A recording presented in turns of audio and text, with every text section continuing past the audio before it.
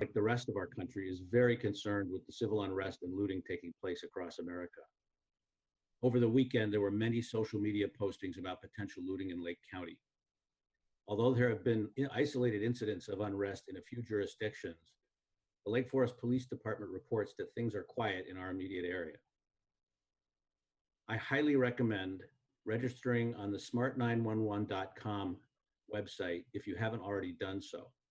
This is the best way to maintain constant contact with the city regarding any public safety issues that arise. And this is true for weather emergencies as well, but it's the best way for the city to reach you immediately.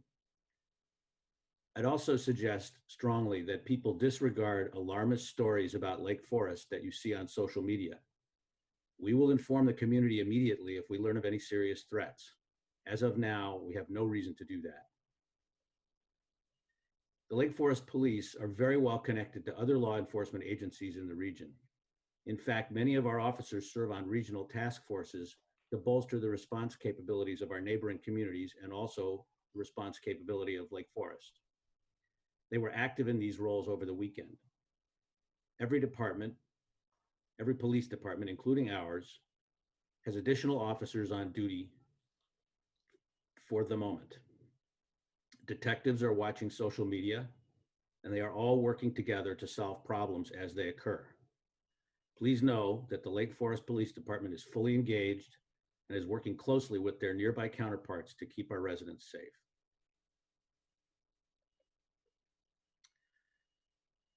And now some good news. Over the weekend, a number of good things happened. There was a food drive in the parking lot behind City Hall by a group called Fuel Fed. So if you saw a lot of nice cars around town early on Sunday morning and then later in the day, that we were the destination for the food drive. And also the Chamber of Commerce arranged with the Packard Club an antique car parade at Lake Forest Place and Sheridan at Green Oaks. There were approximately 50 antique cars ranging in value from not very much to several $1 million. And it was a wonderful show, and the residents really appreciated it. They've been denied access to people and sociability for about 90 days now, and they were out and very appreciative. So thank you to Fuel Fed, thank you to the Chamber of Commerce, thank you to the Packard Club for arranging these events over the weekend. The last thing I wanted to talk about is that Lake Forest is reopening. The beach opened on Memorial Day weekend. The recycling center opened last Saturday and took in roughly 1,200 vehicles over the weekend. That's 1.5 times last year's number for the same weekend. And finally, my family dined out on the patio at Market House on Saturday evening and had a lovely time. So please help all our local businesses get back on their feet by shopping and dining in Lake Forest. The next thing I wanted to do was to present Kathy Cerniak to talk about Phase 3 reopening and outdoor business activities.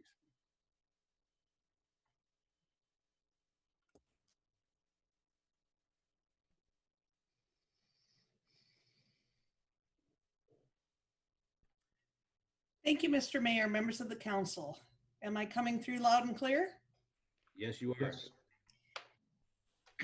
As you noted, Mr. Mayor, we began a pilot program last Friday based on the governor's pronouncement that outdoor dining, more outdoor activity in general could get underway. We're before you tonight, and in fact, there's a resolution on your omnibus agenda that we're asking you to approve to really ratify some of the steps we've taken already and to give us the flexibility to move forward, respond quickly as things continue to change. When we talk about Lake Forest reopening, we're not just talking about drinking and dining, but there also may be some creative opportunities for outdoor shopping, perhaps sidewalk sale type events, classes, programs in some of the public parking lots or public parks, just overall encouraging people to get out of the house, to sit in the sun. If you were out and about in Market Square over the weekend, there were a number of people out. The ownership of Market Square brought a number of tables out, not just to the area around the fountain, but also to the North Alley and the South Alley. So what we're focusing on, we're continuing to keep health and safety as our top priority. As we try and balance a variety of interests, that is going to always be first and foremost in our minds. We are internally coordinating with public safety staff, with public works staff, with park staff to think through ideas, think through unintended consequences. And importantly, we're not going to get every step of this right, but we're going to keep monitoring and changing and being flexible as we need to be. Priorities, again, health and safety is number one. To secondly, really support local businesses and to welcome people back, make people feel comfortable that it is okay for them to come out of their house, out of their houses, while still really being mindful of the steps we need to take to keep each other safe. Our residents, employees, visitors, everyone's health and safety is important. The city's role in working with businesses, with institutions, with services is really to be creative and flexible. We know there's a lot of different opinions out there. We've heard from many with different opinions. In fact, today after the weekend, we've already made some modifications to specific locations. We're working with other businesses and institutions to pursue other ideas, talking with neighboring businesses, talking with neighboring institutions, thinking through what we can do to make these unique opportunities work as best as they can for everyone. The resolution is before you because we need to be nimble. We need to be able to react quickly, make changes, and frankly, bend the rules a little bit. This is a unique time and we really need to look at ways that we can bring our community together. Again, we know that we're not going to make everybody happy. We know some people think we're going too far, others think we're not going too far enough. We're trying to be sensitive to balancing outdoor seating with parking needs. So again, there's no right or wrong. This isn't black or white, but we're exploring different ideas and doing it quickly. The resolution in your packet for omnibus approval really gives the staff authority to do 4 things. To look at creative ways to offer opportunities for outdoor activities. This is temporary. We don't know exactly how long it's going to go, whether we're going to be into mid-July or whether we're going to be looking at some of these that possibly could go through the summer. The resolution will give us the ability to think creatively about how rights of way can be used, whether it's public sidewalks, whether it's parking spaces, whether it's closure of some streets. The resolution directs that city staff should provide, when possible, barricades and signage to ensure public safety. Again, closing off streets is a good example. We have some signs up currently that our public works staff has made and put up quickly. And then the final piece is that we are recommending that in light of everything our restaurants and food service businesses have been through, that the council waive the annual health license fees. Those fees are normally due at the end of May. We have not yet sent out those letters requesting businesses to make that payment. We wanted to come before the council and get your input. Health license fees are not significant, but they range depending on the size of the business from about $50 to about $650. They apply to restaurants, they apply to grocery stores, gas stations that sell food. They apply to cafeterias in office buildings, many of which are currently not occupied. So it seemed like an appropriate gesture to extend those licenses for another year and just waive those fees. So I would be happy to answer any questions, but if you choose to do so, staff recommends that you approve the resolution that is included in the omnibus agenda. Thank you, Kathy. Any questions or comments from council? This is Judd. Kathy, I think it's exciting. I've seen some of the things that are transpiring at the moment. Maybe they happened in the last few days. It's really exciting to see what you've come up with and the way you're responding. I think it's a great solution for the community to get them off on the right foot here. So thanks a lot. You're welcome. I have one comment, echoing Alderman Morris. I think that what we've done so far with the city has been great for businesses, restaurants, etc. One comment I have is that I've noticed a lot of mask littering on the streets. Saturday, I probably picked up 5 along Western Avenue myself. So maybe we could just include that in our communications to people to please be sensitive about littering now that we're having more people out and about on the sidewalks, eating, drinking, and their activities. We will follow up on that, and it may be appropriate to consider adding additional trash cans if we see the need. So we'll keep an eye on that. Thank you, Eileen. Any other questions or comments? Okay, well, thank you very much, Kathy. I think it was definitely nice to be able to walk around downtown and sit in the square. Peggy and I bought some sandwiches and ate by the fountain yesterday afternoon, and it was a beautiful day. So, so thank you for that, and keep us posted as new ideas pop up. Next item on my agenda and last is a brief review of the 2020 spring legislative session by Elizabeth Holland, our Director of Finance.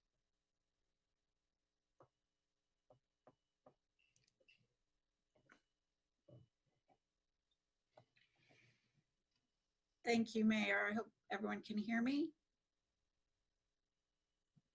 Yes, sounds good. Okay, great. As the mayor mentioned, good evening, everyone. This is not intended to be a comprehensive presentation on the spring legislative summary, but more just a focus on the special session that adjourned last weekend, went for about a week, and included some COVID-19 legislation, as well as, more importantly, adoption of the state of Illinois fiscal year 21 budget. So we just want to provide you a brief summary this evening of that and any potential implications to the city's budget. As we discuss every year, we do have some timing issues between the state and the city's budget. The city's fiscal year is May 1 to April 30, while the state's budget goes from July 1 to June 30. So we do every year adopt our fiscal year budget before the state adopts theirs. And so you can see this year, the city adopted the fiscal year 21 budget on May 4th, and the state adopted its fiscal year 21 budget on May 24th. So every year we try to take our best guess on where the legislature may go on potential impacts to the city's budget. So there are 3 bills associated with the state fiscal year 2021 budget: a general appropriations bill, a capital appropriations bill, and then a budget implementation bill. The total state budget for fiscal year 21 is $42.885 billion in estimated revenues and $42.861 billion in projected appropriations. While that appears balanced on its face, I did include the note that the revenues included in the state's fiscal year 21 budget does include $4.75 billion in borrowing from the federal government. The biggest impact to the city's budget relates to income tax and distributions made to local governments through the Local Government Distributive Fund. As we know, the last few years, the state budgets have included a cut to distributions to municipalities. In state fiscal year 18, there was a 10% cut. In state fiscal year 19 and 20, there was a 5% cut. And the proposed budget presented by Governor Pritzker in February for state fiscal year 21 proposed a 10% cut. The good news is that the state fiscal year 21 budget that was approved does not provide for any cut at all. So the city will receive its full distribution of the current allocation to municipal governments. I include the chart there just as a reference point. As you know, up to 2010, municipal governments received 10% of income tax distributions, and that percentage has changed over the last few years as income tax rates have changed as well. So it doesn't restore us completely to the 10%, but it does provide for full funding of the current allocation of income taxes to municipalities. That is a positive budget impact to the city's budget in fiscal year 21 of about $113,000. And that is based on conservative projections for income taxes, realizing that there is going to be an impact of COVID-19. So this is $113,000 based on a conservative projection for income taxes in the coming fiscal year.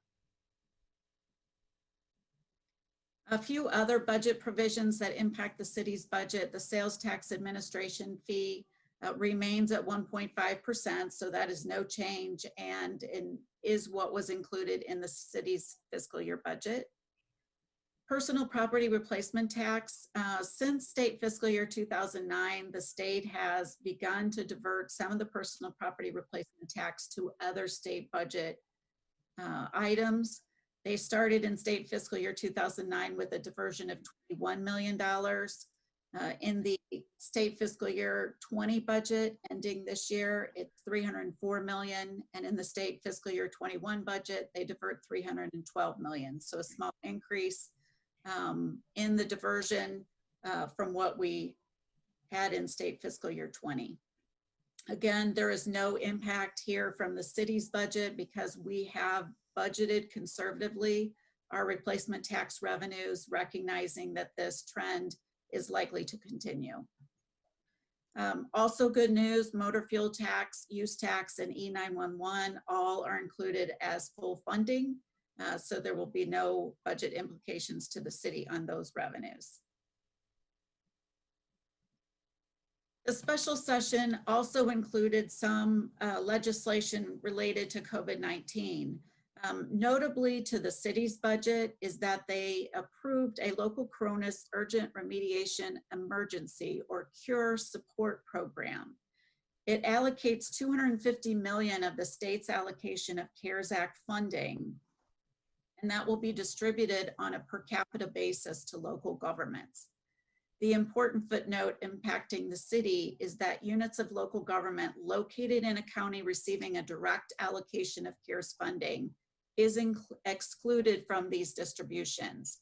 So because Lake County, as a county with over 500,000 in population, did receive direct funding from the federal government under the CARES Act, the city must look to Lake County for any CARES funding.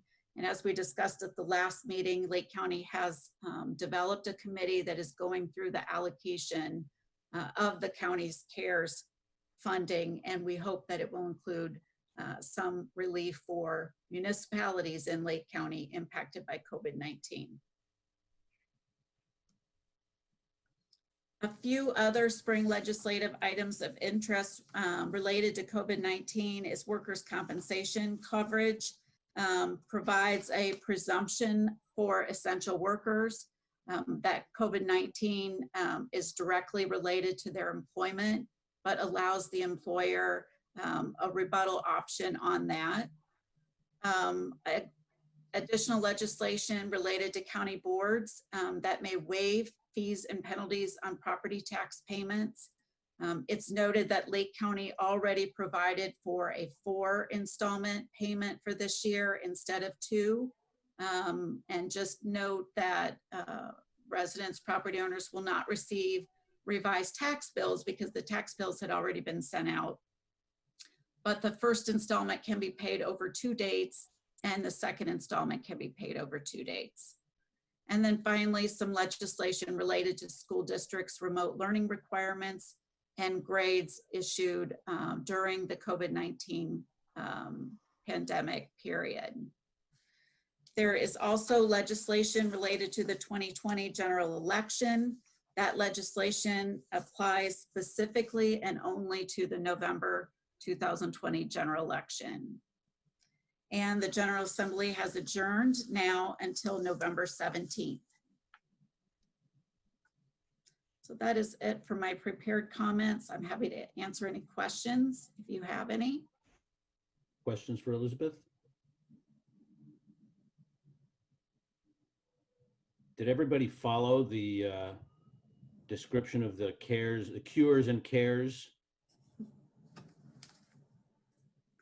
It's convoluted, but because the federal government gave money to Lake County directly, instead of the city getting that money from the state that was allocated from the federal government, we have to go to the county for it. So I'm not sure if that's good or bad. We'll just have to see how it plays out. Mr. Mayor, question. Do you know how the county will allocate the funds? There's a mention that from a state standpoint, the other counties would be on a per capita or on a residential basis. Do you know what the Lake County will do? I think Elizabeth mentioned a committee that's been formed. Oh, that's right. Elizabeth? Yeah, Lake County has formed a committee. I believe it's 5 county board members that make up the committee. They've already made some recommendations on some funding that was direct assistance related to food pantries and other situations. The Lake County Municipal League is really taking the front seat, representing municipal government interests on this committee's activities, and trying to keep in front of them consideration for funding of local governments in the county that would be similar to the funding received by the state in other downstate counties. So we're hopeful.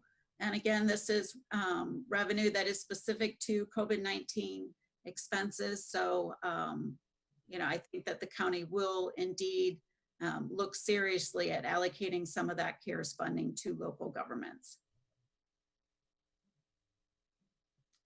Okay. If there are no other questions, that concludes the comments by the mayor section of our meeting. Next item on the agenda is comments by the city manager. Great, thank you very much, Mayor and members of City Council. I have 2 informational items to share with you and the community tonight. The first, I'm pleased to announce and remind the public that tomorrow evening at 7 p.m. we will be hosting a virtual community forum titled Moving Forward Together, an update on COVID-19 and next steps with leaders of the Lake Forest and Lake Bluff communities. The meeting will be hosted by Mayor Pandeleon, as well as Village President Kathy O'Hara from Lake Bluff. And also participating in the meeting will be Tom McAfee, President of Northwestern Medicine Lake Forest Hospital, Jeffrey Copen, Senior Vice President and Chief Medical Officer for Northwestern Medicine Lake Forest Hospital, Stephen Scott, Lake Forest College President, Michael Simic, Superintendent of Lake Forest Schools, District 67 and 115, Drew Irvin, Lake Bluff Village Administrator, Jean Sophie, Superintendent of Lake Bluff School District 65, as well as myself. Information on how to join the Zoom webinar is available on the city's website. And for those who are not able to watch it live, it will be recorded and posted online.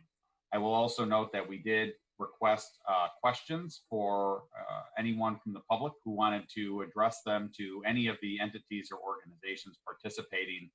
Recognizing time restrictions for the event, please know that if we are unable to answer your question during the live presentation, each entity or organization has committed to following up with a written email response. I would also actually just note that while this is the first time this group has done a community forum together, the group itself has actually been getting together all the way back to dating back to the late 1970s. And it was appropriately named the I Can't group because everybody had such busy schedules that every time we attempted to schedule meetings, everyone's response was, I can't make it at that time. Really, it's been a group that has served the community and all of the individual entities and organizations well. I think it was understood even almost 50 years ago now, the importance and need to periodically meet and discuss the common issues facing our community. And so even prior to this pandemic, myself and my counterparts in those organizations get together at least once a quarter to discuss those issues. And I think I echo the comments from all of my colleagues and peers and just acknowledging what a valuable group it has been to enjoy the counsel and wisdom of our fellow community leaders. The second item I had pertains to the reopening of some of our city facilities. The mayor and community development director, Kathy Zerniak, referenced a lot of the good news that is happening in the community as a result of our region advancing to phase 3 of the governor's recovery plan late last week. One of the notable changes for Lake Forest is the reopening of many of our city facilities to the public. Human Resources Director Deshae Kalmar led an interdisciplinary effort to ensure appropriate safety precautions were developed prior to publicly reopening our facilities. And I've asked her to provide a brief overview of our procedures so the public and the council can know what to expect if and when they visit our facilities. I'd like to commend our entire executive staff for their efforts in developing this well thought out process and protocols to protect our employees and the public. But before I turn it over to Deshae, I'd be remiss if I didn't take the opportunity to reflect back on our experiences as an organization over the past few months and express my profound pride and gratitude for all that our workforce has accomplished. And I'd like to highlight just a few of the many areas that exemplify our staff's creativity, flexibility, and overall commitment to serving the community. So if you'll all bear with me for just a minute or two, I'll try not to speak for too long, but I think, certainly the public is well aware of our emergency responders who have been out in the field, continuing to provide exemplary service to the public under very difficult circumstances. And I'd like to start by acknowledging, our police department, our firefighters and our paramedics for the incredible work that they've been doing to keep the public safe. Our sanitation crews and other public works and parks sections who helped also transition on minimal notice to assist in providing expanded bulk curbside pickup. That ended up being a very popular program. The amount of or the tonnage of material we picked up, I think, speaks volumes to how well it was received by the public. Certainly, I'd also acknowledge all of the parks, forestry, and public works crews who spent long days for weeks on end transforming our beach from the ravaged coastline it looked like about a month ago to the current pristine lakefront that our community can now enjoy all summer. I know that's something that the mayor has spent a lot of time communicating to the public, but having watched their efforts up close and in person, it really is remarkable the work that was done. Our water treatment plant operators have, done yeoman's work behind the scenes, ensuring uninterrupted service to the community. And some other hidden heroes, our fleet division, have done a remarkable job ensuring that our emergency rescue and essential public works equipment was operating in a good condition at all times. I'd also like to take a moment to just acknowledge the multitude of staff who adapted their job functions to operate remotely and to serve the community absent the ability for physical interaction. Our community development staff who did a remarkable job accelerating online submission and review of building and site plans, getting very creative and adaptive and enhancing remote inspectional services without always being able to be on site at some of these locations. Our finance department, who developed new ways to process real estate transfer tax transactions to ensure home sales could proceed, even with our buildings closed. And I'm pleased to report that home sales have continued at a fairly brisk pace in spite of the pandemic. which is, I think, great news for the city. Certainly, the finance department was also instrumental in continuing to meet all of their critical internal service functions to the organization, like payroll and vendor payments as well. Our OCM staff at City Hall, who not only developed new electronic means of issuing vital records and various licenses, but who have really done just an incredible job expanding our near daily communications efforts with the public at a time when it's been most needed. It's something I've gotten tremendous feedback on, and I think most would echo. Our human resources staff have thought of many new ways to keep our employees engaged while working remotely and at home, focusing on mental and physical health of the workforce during these difficult times, as well as developing virtual work group meetings and new employee website to keep employees informed on new developments within the organization. They've really done just a tremendous job of keeping the workforce connected at a time that we're all physically distant. And then certainly, you know, a few of the other departments last, but not least, our recreation staff has just demonstrated remarkable creativity and staying connected with our community, whether it be their virtual rec site on the website, offering a multitude of remote online programming options, our Dickinson Hall staff providing regular check-ins and counseling to some of our most vulnerable and sometimes isolated senior populations. The CROYA staff have done a remarkable job engaging with our community's various counseling and outreach services. And of course, I should acknowledge our IT staff, who have been the catalyst for ensuring a lot of the expanded and remote work and connectivity enhancements to our organization. I'll stop there because I don't want to take up the entire meeting, but I could go on all night. But I do want to just say everything I've covered really is just the tip of the iceberg for all that the staff have done to adapt during these unprecedented times, ensuring Lake Forest residents continue to receive the level of services they've come to expect, even in the midst of a global pandemic.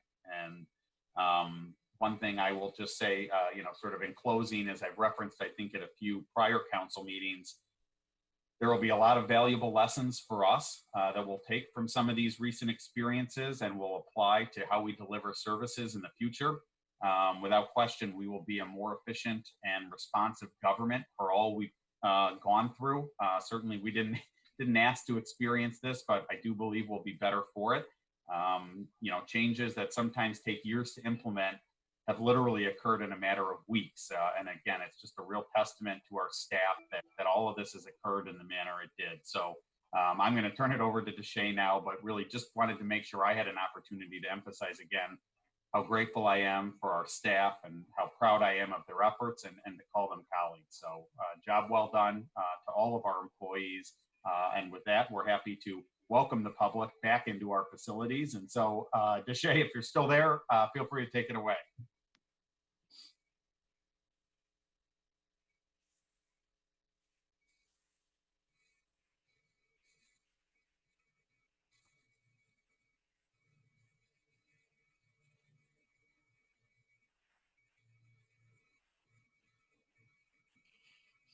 All right, now can you hear me? Yep. Okay, sorry about that. Thank you, Mr. Mayor, members of the City Council. I'm really happy to report that we are going to begin reopening some of our city buildings. City Hall Municipal Services, I'll talk about first.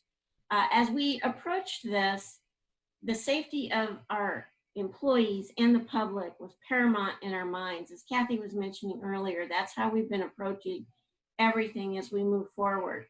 So today, June 1st, we actually had many more people back in the buildings. They're working in sort of split shifts, meaning we have one team on certain days a week and another team on the other. The others are working remotely during the other days. The reason for that is in case someone does become ill, we don't want to lose entire departments because of exposure. So again, we're being very careful.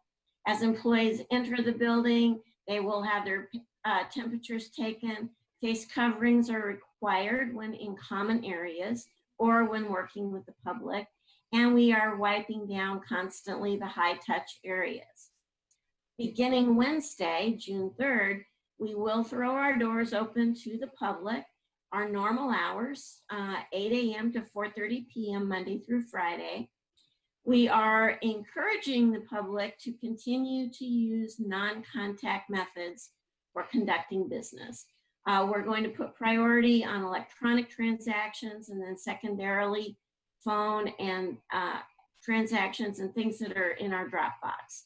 So we do encourage people to continue to use those. But if you do need to come into the building, we will require you to wear face coverings and in order to receive service. And then we will also ask people to sign in and to put a contact phone number. And this is for us to be able to contact who was there in case we have to enter a situation where we need to do contact tracing. Hopefully we won't have to do that, but it is easier for us if we have a record of who's been in, so we can easily contact people. And then we also will require social distancing, and that may require some people to, depending on how many people we have coming in at one time, we may have to ask people to wait in their cars and then receive a phone call to be called in when we're ready. City Hall in particular has a very small front area, counter area, so there probably won't be able to have more than about 3 people at the maximum in there at one time. So that may very well happen. Hopefully people will be understanding and bear with us as we do that. We've modified some things in the building. We have shields installed at all of our front counters. I have to say our building maintenance department has done a fabulous job. They're very attractive. They're not tacky looking at all. So, but this will protect, hopefully, our employees and the public as we move through. And moving on to the rec center, rec and CROYA and Dickinson Hall will be opening differently because they have unique services, and the phase 3 requirements are so different in these buildings. They're not going to be open to the public right away. Staff has been returning to all 3 buildings, and they're going to be in a managed schedule, sort of what I talked about before, that allows us to stay within the state guidelines and provide a healthy and safe environment.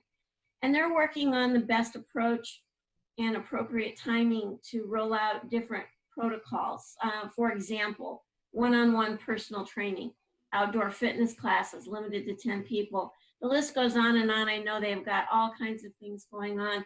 So look for much more to follow as things progress and as we get more guidance. And we're really anxious. I know all of the employees are really anxious and excited to be coming back and getting ready to serve the public more. So we're looking forward to it. Great, thank you very much, Deshay. So with that, we're happy to answer any questions that the council may have. Jason, it's Alderman Gashgarian. Couple of questions. I think in your comments you had mentioned brisk home sales. Do you have any metrics on that, and specifically its impact on our real estate transfer tax? And are we seeing more revenue generated from that than what was anticipated? And then I have a second question. Sure. So, in terms of specific metrics, I don't have that in front of me. I'd be happy to provide it to the council.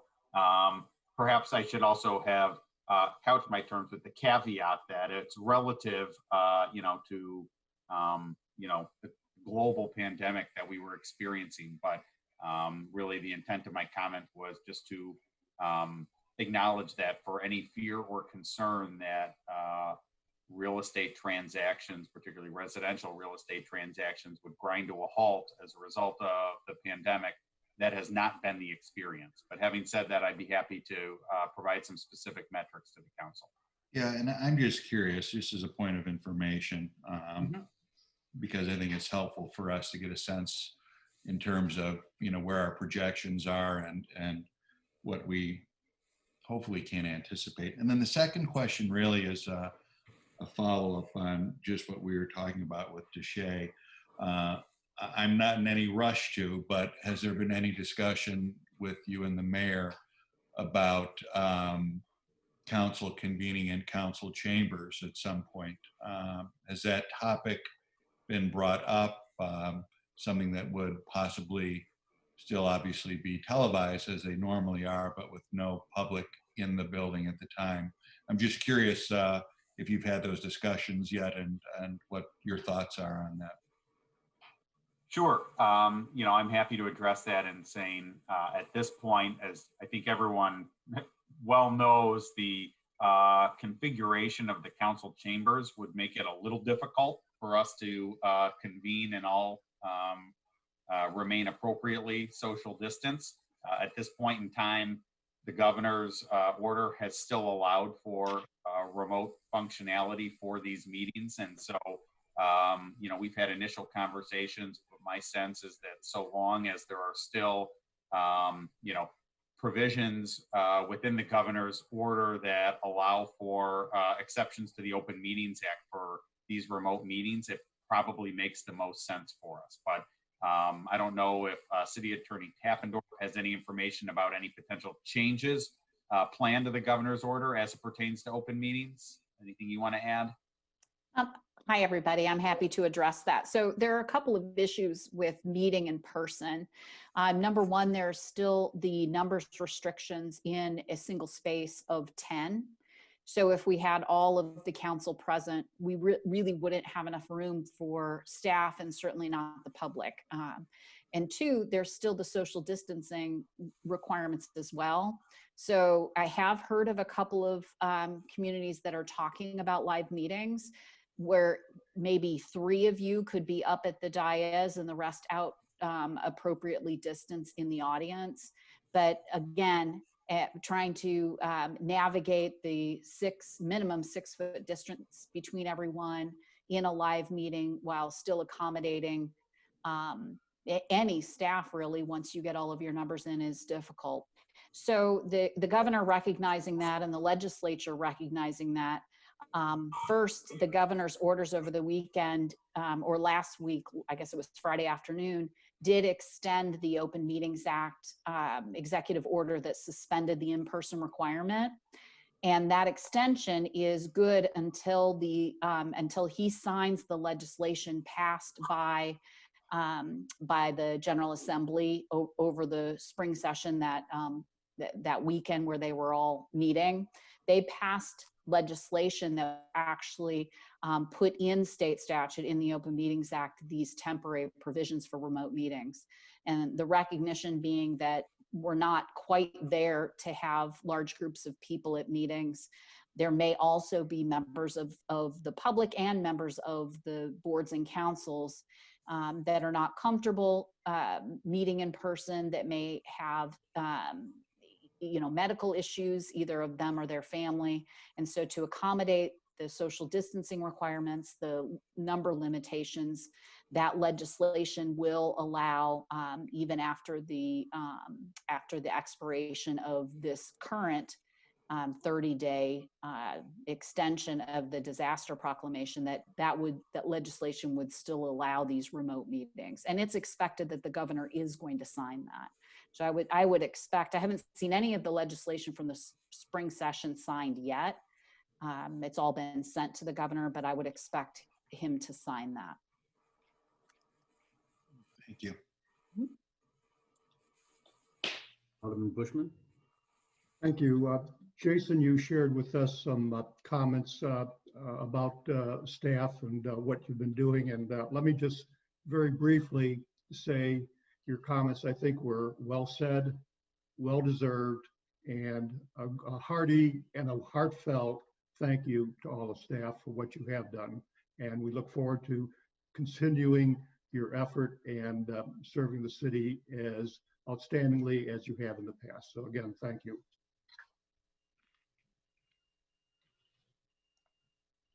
Other questions or comments for Deshay? Not, and that would conclude my report, Mayor. Thank you. Thank you. The next item on the agenda is the opportunity for the public to address the city council. I'll reiterate the phone number. It's 847-810-3643. That's 847-810-3643. And we will wait a minute here or so to see if we have interested members of the public that would like to speak to the council.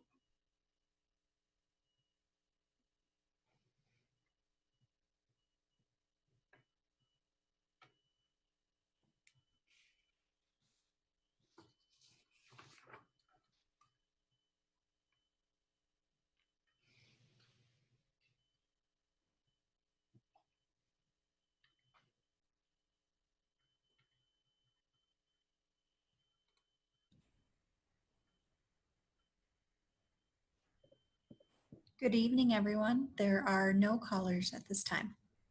Okay, thank you very much, Amber. The next item on the agenda is committee reports. We don't have any of those this evening. So our next item is the omnibus vote consideration items. We have 7 tonight. The first is approve the extension of the mayor's declaration of a local state of emergency until the next city council meeting. As we've mentioned in the past, this is something that has to be done at every city council meeting in order to maintain some of the flexibility, but really doesn't accrue a lot of additional authority to the mayor. Second is consideration of a resolution in support of temporary outdoor business activities, waiver of annual health license fees, and ratifying approvals granted to date. That's an approval by motion. Third is approval of the May 18th, 2020 City Council meeting minutes with a clarification that was suggested. Fourth is approval of the check register for the period of April 25th to May 22nd. Fifth is consideration of an ordinance amending the City of Lake Forest Liquor Code to increase the number of licenses available in Class C1 and Class C3. This is first reading and, if appropriate, final approval. Number 6, approval of Parks and Recreation Board recommendation to enter into a contract with U.S. Tennis Court Construction Company for the resurfacing of 4 tennis basketball courts at Waveland Park. And number 7, approval and authorization for the city manager to enter into a 2-year professional services agreement with Bureau Veritas of Owings Mills, Maryland, to provide facility condition assessments and maintenance plans for our various city-owned buildings in a total amount not to exceed $83,476. Are there any items here that the council would like removed or taken separately?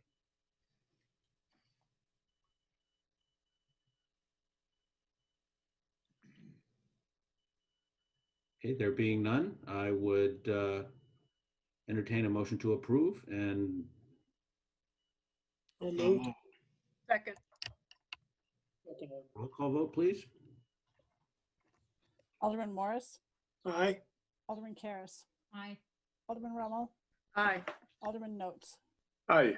Alderman Preschlack, Aye. Alderman Gashgarian, Aye. Alderman Bushman, Aye. Alderman Weber. Aye.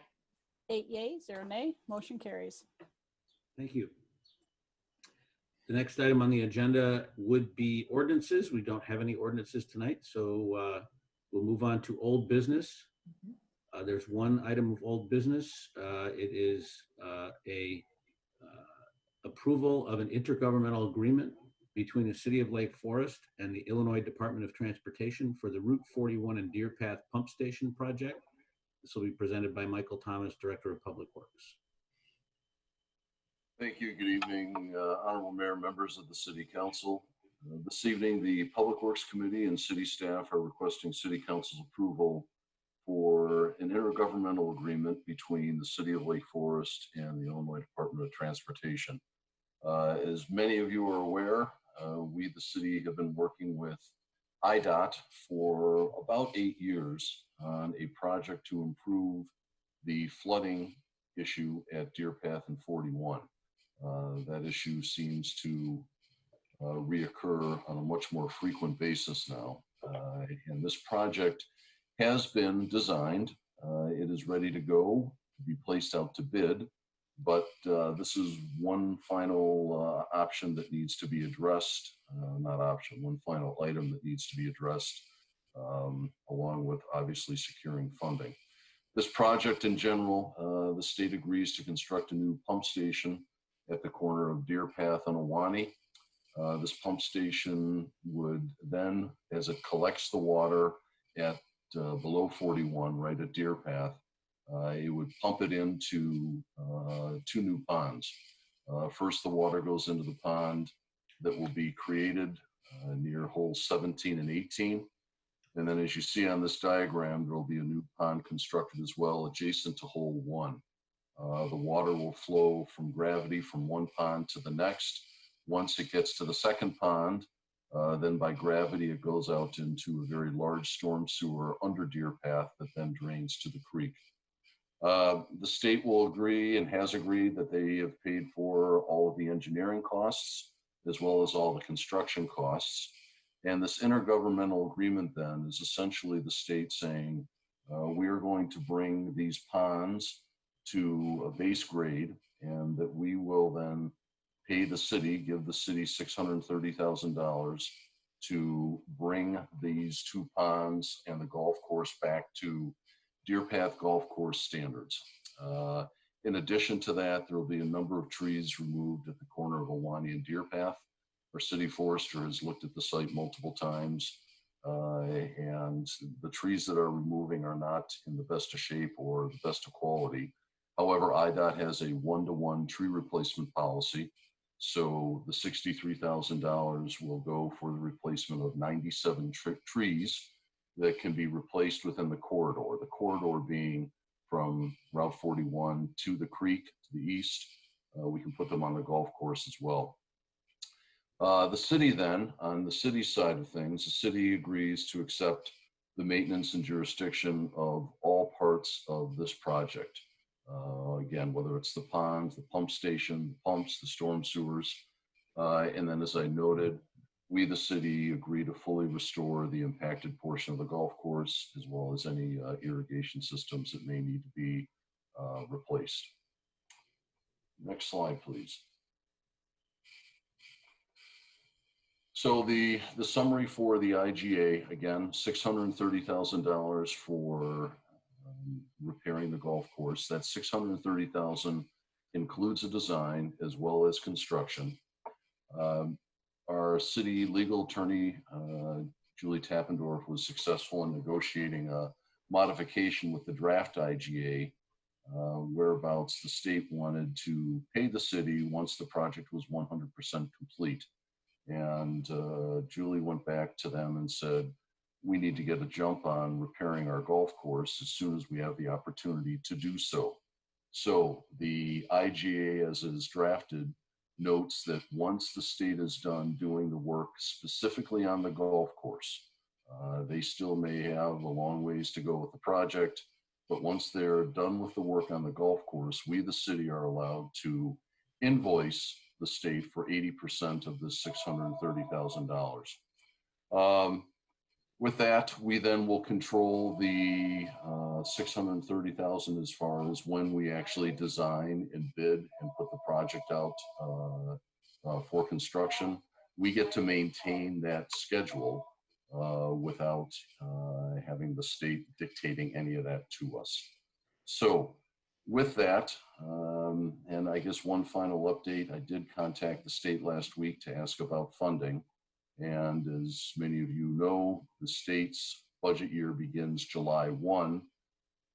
They indicated to me that if there was any potential for funding, they would know that by mid to late July.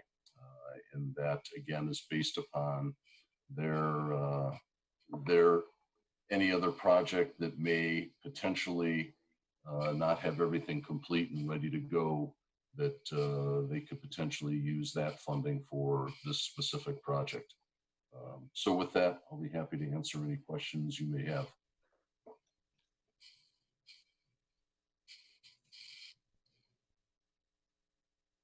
I have a question. Hi, Mike. Alderman Rummel. So this $630,000 is a lump sum amount.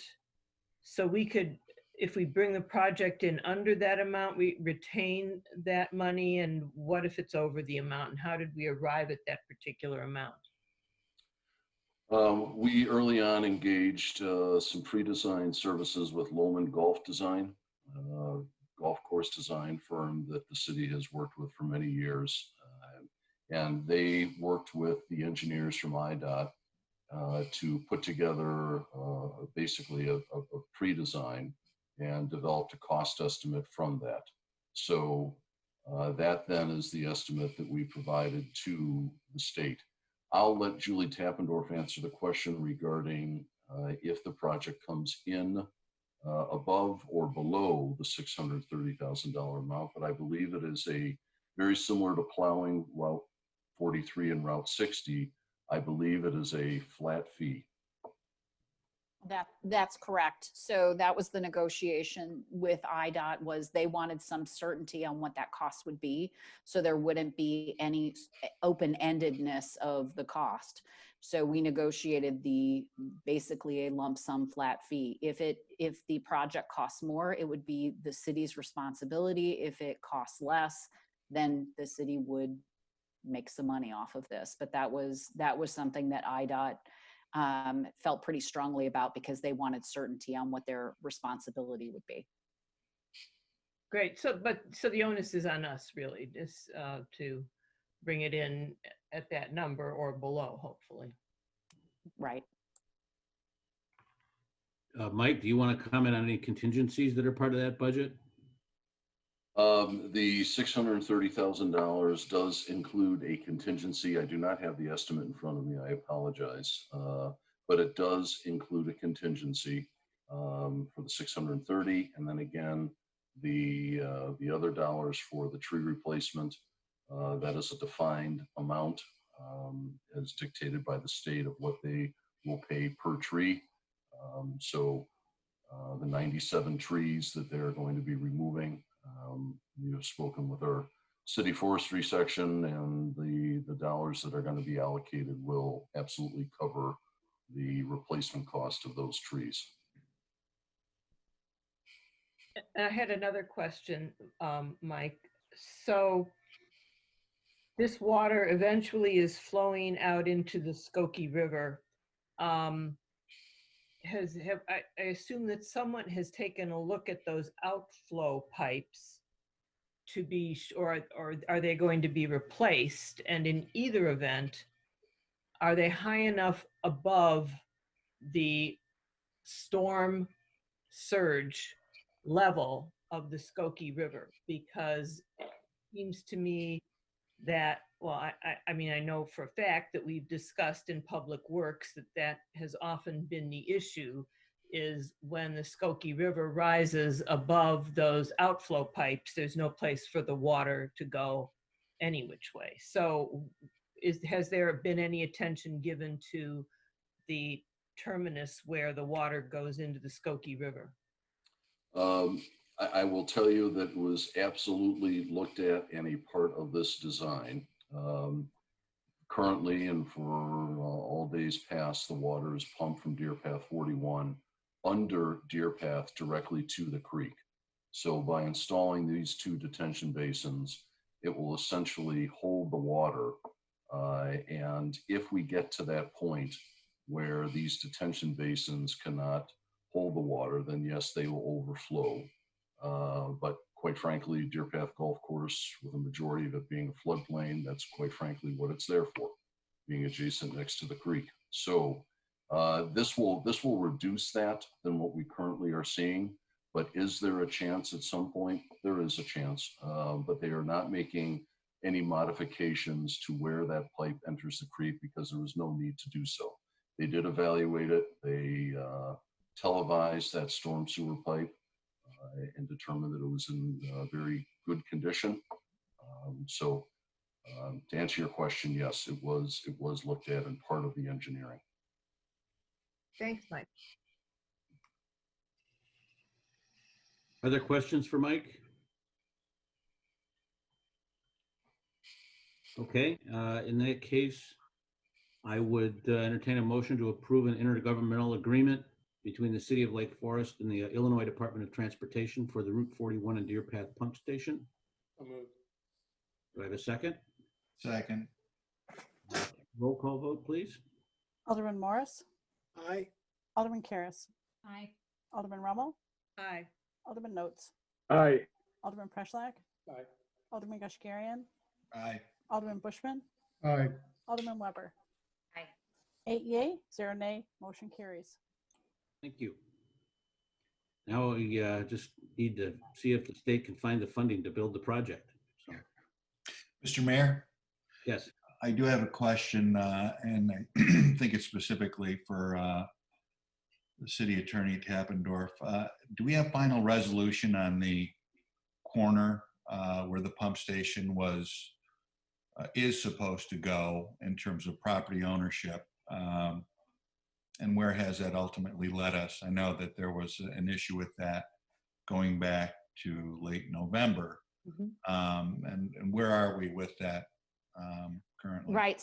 So the transfer of the property along with the improvements will happen after the improvements are completed. And we did look at the language of the right-of-way dedication that the state currently holds. And it is broad enough, their dedication rights for highway purposes is broad enough for this project because the pump station is needed for the purpose of draining the highway. And so it is within the scope of that. It took us a little while to get the state to confirm their agreement with our interpretation that that's broad enough, and that's what was kind of holding things up for a little while. But we had a call to talk about it, and then they followed up in writing. So we're resolved. The city will not own the fee ownership of the land, but we will be transferred the property interests that IDOT has, which is for the highway purposes. And again, that will happen. We don't want to take ownership of the land or the improvements until they're completed and inspected and approved, which is kind of like when a developer puts in a public improvement, we don't take ownership or transfer of that until it's all done.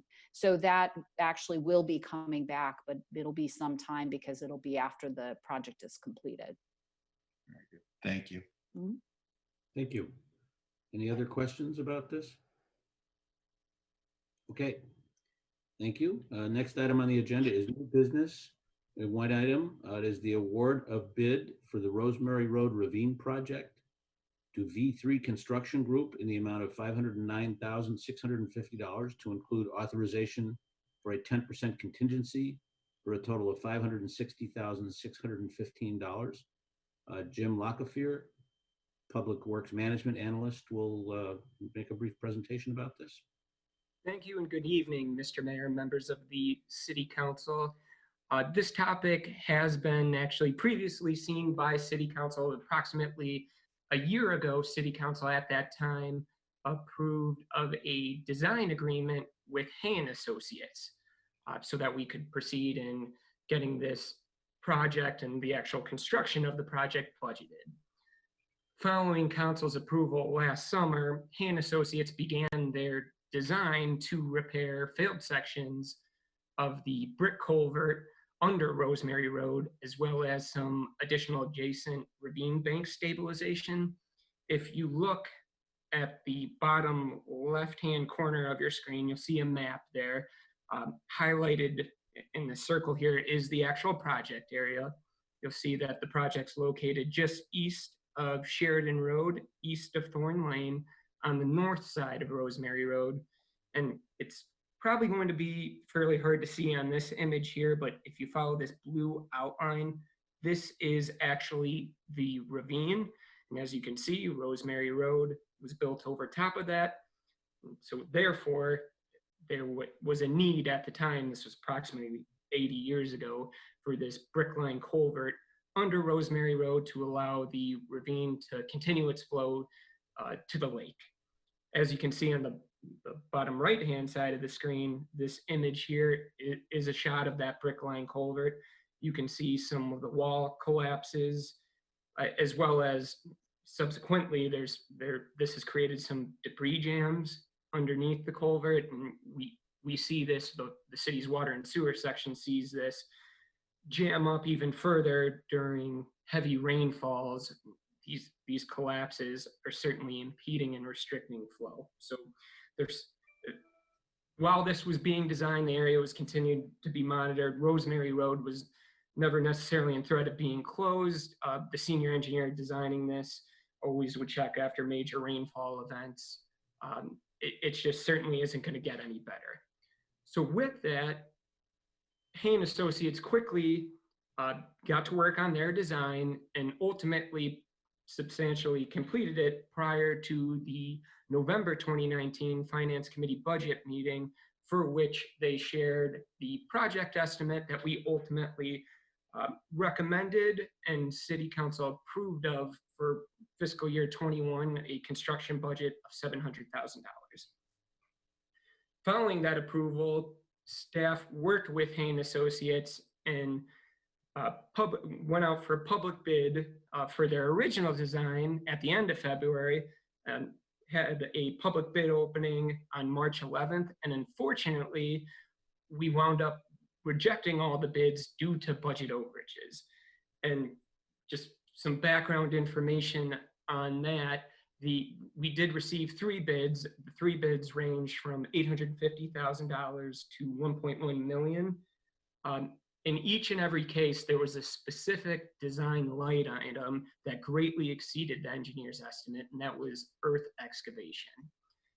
In order to better understand why there was that significant overage, staff and the design firm met with the low apparent construction contracting firm that submitted that low bid in order to negotiate and ultimately see if we can come to some sort of conclusion, better understand their bid amount.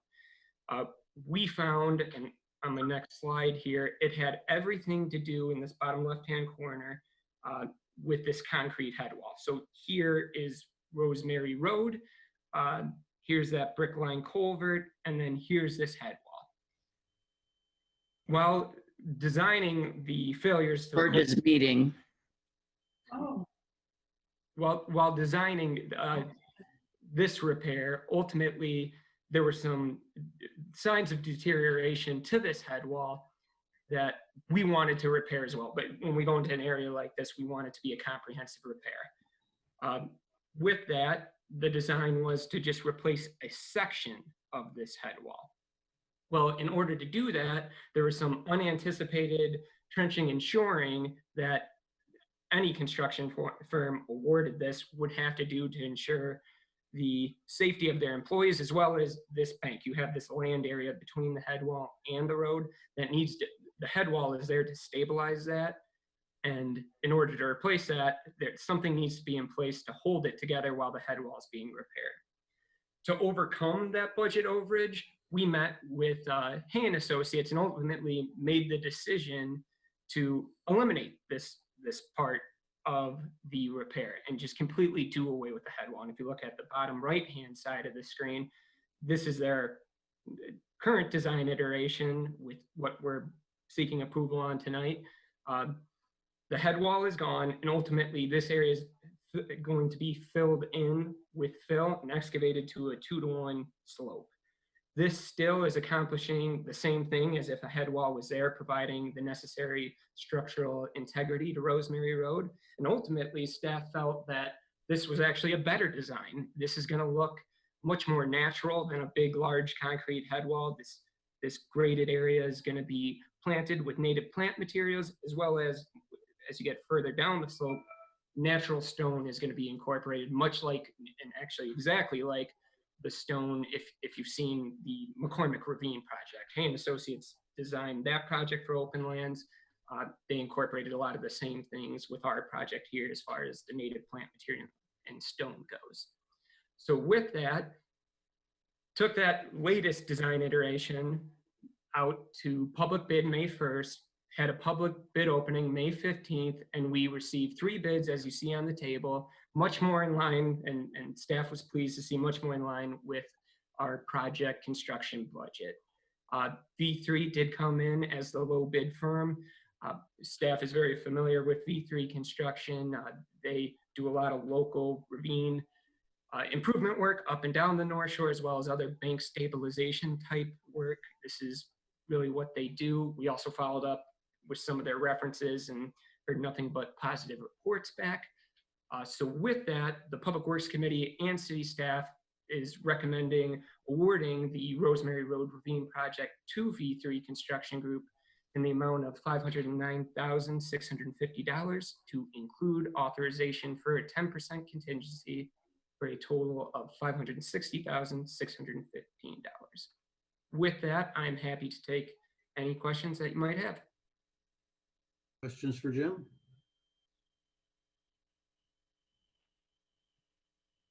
Nice to see a project worked to the point where it actually comes in below budget. Jed, were you trying to say something there? I was. I had to get to the mute button first, but yeah, that was well done and very creative and a better result. So well done to the Public Works Department. Thank you.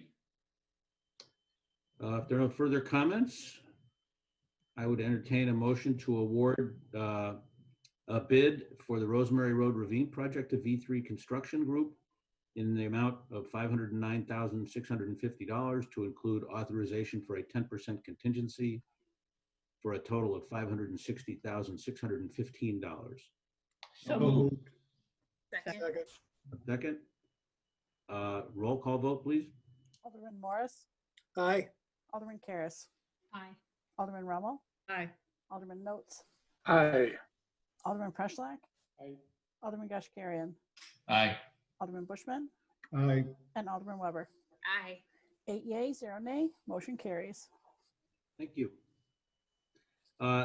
Last item on our agenda tonight before we adjourn is comments by city council members. Is there anybody on the city council that would like to speak? Alderman Rummel? I would just like to announce that we are going to have our inaugural Environmental Sustainability Committee meeting.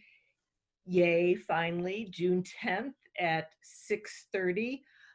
We haven't been able to have this during the COVID pandemic because meetings were limited to essential services. But as our budget timing is coming up and there may be budget impacts as a result of some of our meetings, we thought we would proceed ahead. So I just want to announce that, and I invite the public to be involved in the same way they are involved with these city council meetings. Hopefully we'll have the same technology available and people will be able to call in. Jason, maybe you can elaborate as to how they will be able to access the information so they can be a part of the meeting. Sure, no question.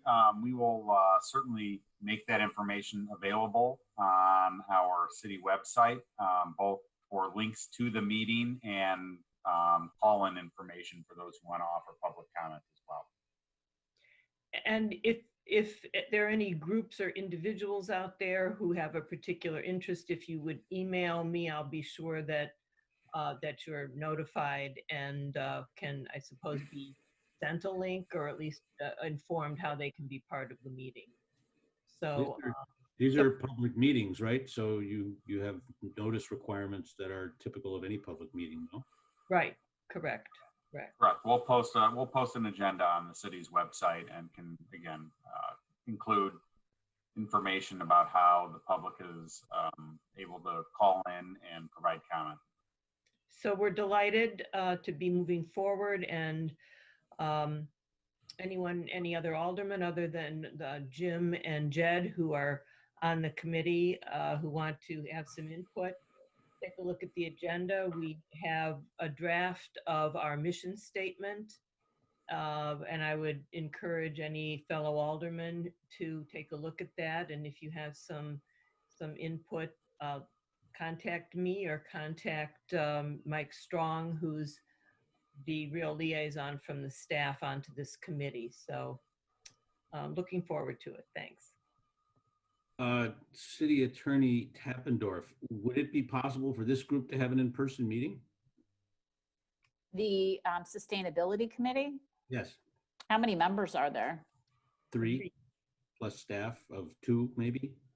Yeah, I guess you would, legally, yes.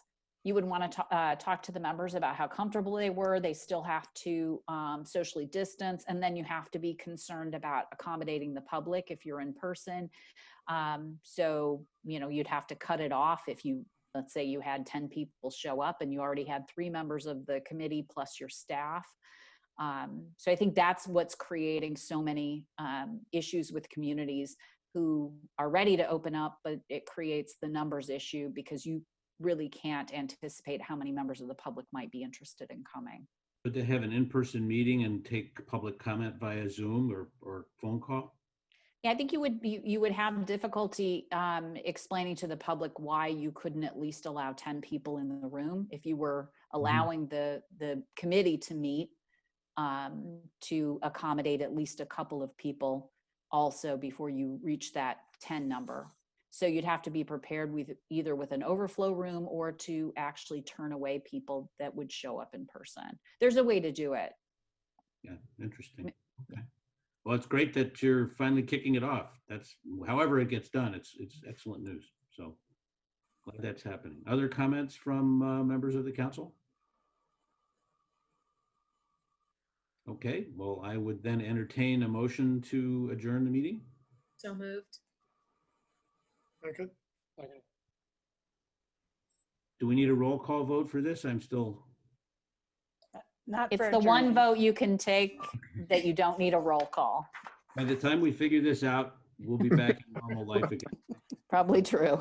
Anyway, thank you all. Oh, we need to have the vote though, don't we? Aye. Aye. Aye. Aye. Any opposed? Okay, well, the meeting is adjourned. Thanks very much, everybody, and stay safe and stay informed. Good night. Good night. Good night. Good night.